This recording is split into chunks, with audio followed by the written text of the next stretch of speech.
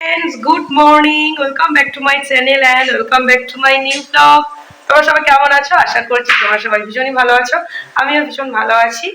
আর সবাইকে জানাই হ্যাপি দিওয়ালি, শুভ দীপাবলির অনেক শুভেচ্ছা, ভালোবাসা। সবাই খুব ভালো থেকো, ভালোভাবে দিওয়ালিটা এনজয় করো। বাজি সাবধানে ফাটিও, তার কারণ হচ্ছে বাচ্চারা বিশেষ করে চারিদিকে ভীষণ অঘটন ঘটছে শুনতে পাচ্ছি। সবাই ভালোভাবে সেফলি বাজি ফাটিও। তো এখন সকাল থেকে ব্লগটা স্টার্ট করছি। সকালবেলা ঘুম থেকে উঠে ফ্রেশ হয়ে সবাই চা খাওয়া হয়ে গেছে, মেয়েরও পিডিয়াশিওর খাওয়া হয়ে গেছে। এখন ব্রেকফাস্টের আয়োজন করছি। আজকে ব্রেকফাস্টটাও বেশ ভালো রকম ভাবে হবে। আর লাঞ্চটাও, আজকে লাঞ্চে আছে ফ্রাইড রাইস আর তার সঙ্গে মাশরুম চিলি বল আর ভেজ মিক্সড ফ্রাইড রাইস। তো চলো এখন বানাচ্ছি চাউমিন। কিভাবে চাউমিন বানাচ্ছি, কি কি মেটেরিয়ালস দিয়ে, সেটা তোমার সঙ্গে শেয়ার করে নেবো। ব্রেকফাস্টের জন্য চাউমিনটা আগে সিদ্ধ করে এরকম জল ঝরাতে দিয়েছি। আর এখানে যেটা চীনাবাদাম ভেজে রেখেছি। আর এখানে বটম মাশরুম যেটা, সেটা হচ্ছে আমরা আগের দিন ধনতেরাসে কেনাকাটা করতে গিয়ে কাঁচরাপাড়ায় বটম মাশরুম পেয়েছিলাম, নিয়ে এসেছি 3 প্যাকেট। তো এখানে 2 প্যাকেট আছে ফ্রাইড রাইসে আর চাউমিনে দেবো বলে এটা হালকা করে সিদ্ধ করে ফ্রাই করে নেব।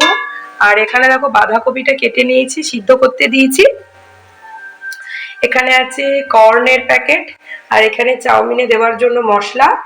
আর এখানে দেখো যেটা মাশরুম চিলি বল করব, তার জন্য এরকম অস্টার মাশরুম নিয়ে সিদ্ধ করে রেখেছি।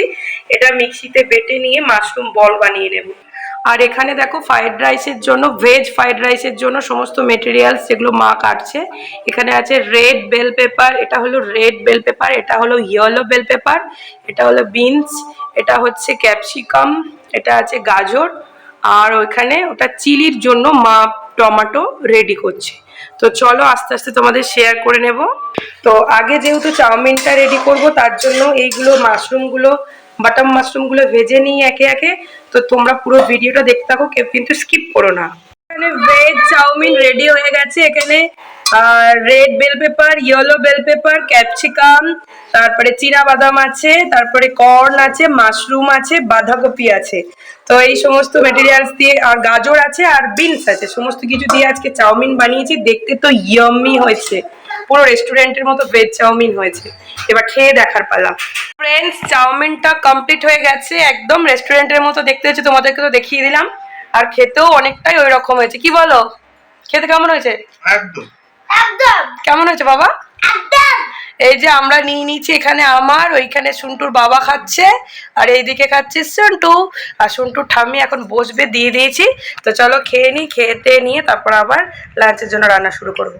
তো ফ্রেন্ডস দেখো, এখানে চিলি মাশরুম বল বানানোর জন্য মাশরুমটাকে পেস্ট করে নিয়েছি আর বিভিন্ন মশলা দিয়ে একটা ব্যাটার করে নিয়েছি, সেটাকে বল করে ভেজে নিচ্ছি। আর যেমন নর্মাল চিলি পনির করে, সেরকমই চিলি মাশরুম বলগুলো করে নিলাম। আর এইদিকে দেখো ভাতটা সিদ্ধ করা হয়ে গেছে রাইসের জন্য। আর আমি আগেই ভেজে রেখেছিলাম রাইসের যে সমস্ত সব ভেজিটেবলসগুলো আগেই ভেজে রেখেছিলাম। আর এখানে স্মোকি একটা ফ্লেভার দেওয়ার জন্য দেখো একটা বাটিতে চারকোল দিয়ে সেটাকে ঘিয়ের সঙ্গে একটু পুড়িয়ে স্মোকি ফ্লেভার এনেছি। আমার রেডি হয়ে গেছে veg fried rice. Run complete হয়ে গেছে। তো এবার তোমাদের দেখিয়ে দেবো যে কি কি রান্না, মানে ফ্রাইড রাইস কিভাবে কেমন দেখতে হয়েছে। তো চলো তোমাদের দেখিয়ে দিই, আর দেখিয়ে দিয়ে খেতে বসে যাবো, কারণ অনেকটা বেলা হয়ে গেছে। এটা গরমে বসানো আছে। তো দেখি, এই যে এর মধ্যে একটা চারকোল দিয়ে একটা স্মোকি ফ্লেভারের জন্য এরকম হয়েছে। তো এই যে তোমাদের দেখিয়ে দিই। তো চলো এটা নাবিয়ে নিই, তারপর আবার তোমার সাথে কথা বলছি। তো এই দেখো, এই হলো ফ্রাইড রাইস, রেস্টুরেন্টের মতো দেখতে। আর এইখানে হয়েছে, এটা হচ্ছে মাশরুম চিলি বল। চিলি বলগুলো দেখো ভেতরে আছে। তো চলো থালা নিয়ে নিয়েছি, এবার বসে যাই খেতে। খেয়ে দিয়ে আবার তোমাদের সাথে পরে কথা বলছি। নিয়েছি, এটা হলো আমার আর এটা হলো ওর। এই যে রেস্টুরেন্টের মতো করার চেষ্টা করেছি, আমি জানি না কেমন হয়েছে। তো আশা করছি ভালোই খেতে হবে। তো ফ্রেন্ডস, সেজে গুজে সন্ধ্যেবেলা রেডি হয়ে গেছি ঠাকুর দেখতে যাব বলে। তো আমি, মা, মেয়ে আর আমার বর সবাই মিলিয়ে আমরা রেডি হয়ে গেছি, একসঙ্গে সবাই মিলে বেরোচ্ছি ঠাকুর দেখতে যাব বলে।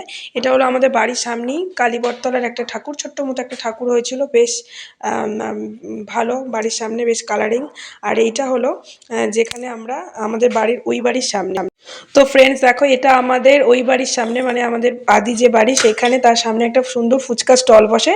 তো ঠাকুর দেখতে যাওয়ার বেরোনোর আগে মানে ঠাকুর দেখতে বেরিয়েই আমরা ফুচকা নিয়ে নিয়েছি, দই ফুচকা। আমি, মা, মেয়ে আর আমার বর চারজনই দই ফুচকা একটু খেয়ে নিলাম। খেয়ে দিয়ে নিয়ে আমরা এবার আমাদের যে বাড়িতে যে ঠাকুর হয় সেখানে আমরা যাব। তো যেহেতু সন্ধ্যাবেলা বেরিয়েছিলাম তাই ভাবলাম যে প্রসাদ টসাদ খাওয়ার আগে একটুখানি ফুচকা খেয়ে নেবো। আর খুব ইচ্ছা করছিল, যেহেতু অনেক দিন বাইরে বেরোনোও হয়নি আর ফুচকা খাওয়া হয়নি। আর এই এখানে দই ফুচকাটা খুব ভালো করে, তাই আমরা ভাবলাম যে যেহেতু মাও বেরিয়েছে, মা তো সাধারণত আমাদের সঙ্গে বেরোয় না আর ফুচকা খায় না, তাই একটু বেরিয়ে আমরা ফুচকা খেয়ে নিলাম। ফুচকা খেয়ে এখন চলে এসেছি আমাদের ওই বাড়িতে, পুজো হচ্ছিল, পুজো দেখবো বলে। আর এখানে যখন আমরা গেলাম তখন অলরেডি পুজো স্টার্ট হয়ে গেছে, পুজো হচ্ছে। তো আমরা সেই সময় বসেছিলাম আর সবাইকার সঙ্গে মা পরিচয় করিয়ে দিচ্ছিল। যাদেরকে আমি দেখেছি তো কিছু কিছু মানুষকে চিনি, আর যাদের চিনি না তাদেরকে মা পরিচয় করিয়ে দিচ্ছিল। তো সবাইকার সঙ্গে গল্প করছিলাম, বেশ ভালো লাগছিল, সময়টা খুব সুন্দর কাটছিল। আর অনেকেই চিনতাম না, তাদেরকে চিনলাম, নতুনভাবে পরিচয় হলো। তো এখানে ছোট্ট মতো মা কালীর মূর্তিটা বেশ ভালো ছিল। আর নিজেদের বাড়ির পুজো হলে বেশ অন্যরকম লাগে।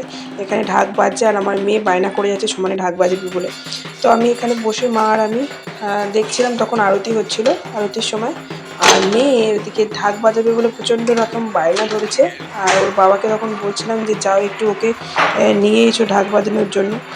তো যেহেতু তখন আরতি হচ্ছিল তখন আর আমি কিছু মানে অতটা হয়নি, কারণ আরতির সময় তো ঢাকটা সুন্দর করে বাজাতেই হয়।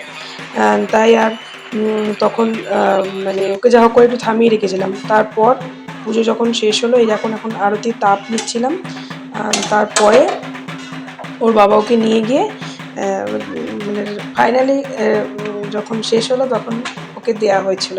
এখন তাপ নেওয়ার পর ওকে নিয়ে গেছে ঢাক বাজানোর জন্য। এই যে এখানে শুরু করে দিয়েছে ঢাক বাজানো, দেখো কেমন ঢাক বাজাচ্ছে দুষ্টু। ওর এইসব বাজানোর প্রতি খুব নেশা, কীভাবে ঢাক বাজাবে। তো চলো এবার এখান থেকে আমার তাপ নিয়ে বেরিয়ে যাচ্ছি, কারণ আমাদের আর দুটো ঠাকুর দেখার আছে, যেহেতু একদিনই বেরিয়েছিলাম। তাই মানে ঠাকুরটা এখানে আরতি দেখে চলে যাবো আমরা বুড়িবরতলা ঠাকুর দেখে। তো আমি নিজেও তাপ নিলাম, যেহেতু আমার বর ফোনটা ধরেছিল, ওকে একটু দিলাম, মেয়েটাকে দিলাম। আর মা যেহেতু একটু দূরে বসেছিলো তাই মাকে একটু তাপ দিয়ে দিলাম। তো এবার আমাদের হয়ে গেছে এখানে পুজোর প্রসাদ তো হয়, তার সাথে এখানে খাওয়ানো হয় হচ্ছে ফ্রাইড রাইস, আলুর দম, ভেজ সব খাওয়ানো হয়। আমাদের এখানে খাওয়ার কথা বলছিল, যদিও আমরা ফেরার পথে বলেছি পার্সেল নিয়ে নেবো, কারণ আমাদের তখন একদম খিদে ছিল না, যেহেতু আমরা ফুচকা খেয়েছিলাম। তাই ওদেরকে বললাম যে আমরা লাস্টে বাড়ি যাওয়ার সময় আমরা পার্সেল নিয়ে যাব। তো এখন আমরা বেরিয়ে পড়েছি। এটা হলো আমরা বুড়িবরতলা এসেছি। এখানে থিমটা হয়েছিল কৃষ্ণনগরের রাজবাড়ি, সাংঘাতিক সুন্দর হয়েছিল। তোমাদের সামনে থেকে দেখিয়ে দিচ্ছি, দেখো গেটটা অসম্ভব সুন্দর আর ভেতরের প্যান্ডেলটাও সাংঘাতিক। তো এই যে মেয়ে, আমি, মা আর বর সবাই মিলে ঢুকে পড়েছি। দেখো ভেতরটা খুবই সুন্দর, প্যান্ডেলটা জাস্ট অসাধারণ হয়েছিল। আর তোমরা কমেন্ট বক্সে জানিও কে কে দেখেছো এই ঠাকুরটা। আর মানে প্যান্ডেলটা খুবই সুন্দর হয়েছিল, এদিকে পুরো একদম গাছ টাছ দিয়ে ভরা ছিল। আর কালারিংগুলো খুবই সুন্দর হচ্ছিলো। হ্যাঁ, ভ্লগটা দিতে অনেক দিন দেরি হয়ে গেলো, প্রায় 1 মাস মতো দেরি হলো। তার কারণ সময়ের অভাবে আমি এডিটিং করতে পারিনি, তার কারণে ভ্লগটা আমি দিতে পারিনি। তাই অনেক দিন সময় লাগলো, মাঝখানে অনেক কারণ ছিল। তারপরে মেয়েটার শরীর ভালো ছিল না। মেয়ের তোমরা তো আগের ভ্লগে দেখিয়েছো, মেয়ের পরীক্ষা, মানে জীবনে ফার্স্ট টাইম ও পরীক্ষা জিনিসটা কি জানলো, তার জন্য ওকে একটু টুকটাক করে পড়াচ্ছিলাম। তারপরে আরও অনেক এক্সট্রা অনেক কাজ ছিল, যেগুলোর জন্য আর আমার সময় হয়নি। তো এতদিন পর সময় করে আমি ব্লগটা এডিট করে দিচ্ছি তোমাদের। এটা আর একটা প্যান্ডেলে গিয়েছিলাম, ওপরটা জাস্ট অসাধারণ সাজিয়েছিল, তোমাদের সঙ্গে শেয়ার করব, তাই এটা তোমাদের সঙ্গে শেয়ার করে নিলাম। দেখো ওপরটা খুবই সুন্দর লাগছিল, পুরোটা এরকমভাবে চেন লাইট দিয়ে সাজানো হয়েছিল। তো একে একে এখানে 4-5টা কি 6-7টার মতো ঠাকুর হয়, যেগুলো আমরা এখানে দেখো। আর করমণ্ডল যে এক্সপ্রেসের রেলওয়ে দুর্ঘটনাটা ঘটলো সেইটার থিমটা করেছিল, বেশ সুন্দর। তো চলো এখন বাড়ি ফিরে চলে এসেছি। চলো এখন বাড়িতে ঢোকা যাক, রাত্রিরে খাবার দাবার গরম টরম করে খাবো, আবার পরের দিনের ব্লগ তোমাদের সঙ্গে শেয়ার করছি। তো ফ্রেন্ডস, আজকে হলো নেক্সট ডে, সকাল থেকে একদম ভিডিও করার সুযোগ পাইনি। আজকে সন্ধ্যাবেলা বেরিয়ে পড়েছি পানপুরে। এটা হলো পানপুরে একদম হাইওয়ের কাছেই ঠাকুর হয়েছিল, একটা খুব সুন্দর হয়েছিল। আর আমরা 4জনেই গিয়েছিলাম ঠাকুর দেখতে। দেখো অপূর্ব বৃন্দাবন করেছিল এটা। আর এদিকে চারিদিকে দেখো একটা বিশাল বড় মাঠের মধ্যে দিয়ে অনেক গোপীরা সব ঘুরে বেড়াচ্ছে, সেই ধরনের ম্যানিকুইনগুলো হয়েছিল। আর খুবই সুন্দর প্যান্ডেলের সমস্ত কিছু সাংঘাতিক সুন্দর হয়েছিল, স্টেজ হয়েছিল প্রোগ্রামের জন্য, আর বাইরে মেলা হয়েছিল। তো আজকে হলো থার্ড ডে, মানে আজকে হলো ভাইফোঁটা। তো সকলকে জানাই শুভ ভাতৃ দ্বিতীয়া। তো আমার মেয়ে তার গোপাল ভাইকে একটু ফোঁটা দিচ্ছিল, কারণ শুনতে তো এখন কোনো ভাইটাই কেউ নেই। তো সেই জন্য গোপালকে ওকে ফোঁটা দেওয়া করাচ্ছিলাম, তো ও ফোঁটা দিচ্ছিল। আর আমারও কেউ ভাই দাদা কেউ আসতে পারেনি, তাই আমিও দরজাতে একটু ফোঁটা তুলে রেখেছি। মানে মেয়েকে যে ভিডিওটা দেখাচ্ছি তারপরের এটাতেই তোমরা দেখতে পাবে যে দরজাতে বলে মায়েদের কাছে গল্প শুনেছি যে দরজার মধ্যে ফোঁটা তুলে রাখতে হয়, যদি ফোঁটা না দিই, মানে কাউকে যদি না দেওয়া হয়, তো আমি দরজাতে তুলে রেখেছি, মাও তাই। তো চলো তোমাদের দেখিয়ে দিই, এরপরেই তোমাদেরকে ব্লগটা শেয়ার করে দিচ্ছি। তো এই যে আমি এখন দরজায় চলে এসেছি, ফোঁটাটা তুলে রাখছি, আর আমার শাশুড়ি মাও তুলে রাখছে, এর পরের ক্লিপিংসটাই দেখতে পাবে। তো তোমাদের এই 3 দিনের ব্লগ কেমন লাগলো অবশ্যই জানিও, ভালো লেগে থাকলে লাইক করো, কমেন্ট করো, শেয়ার করো, আর সাবস্ক্রাইব করে দাও। যারা ইউটিউবে দেখছো প্লিজ চ্যানেলটা সাবস্ক্রাইব করে দিও, আর যারা ফেসবুকে দেখছো প্লিজ তোমরা ফলো করে দিও, আর বেশি বেশি করে শেয়ার করে দিও। তো আজকের মতো এতটাই, টাটা বাই।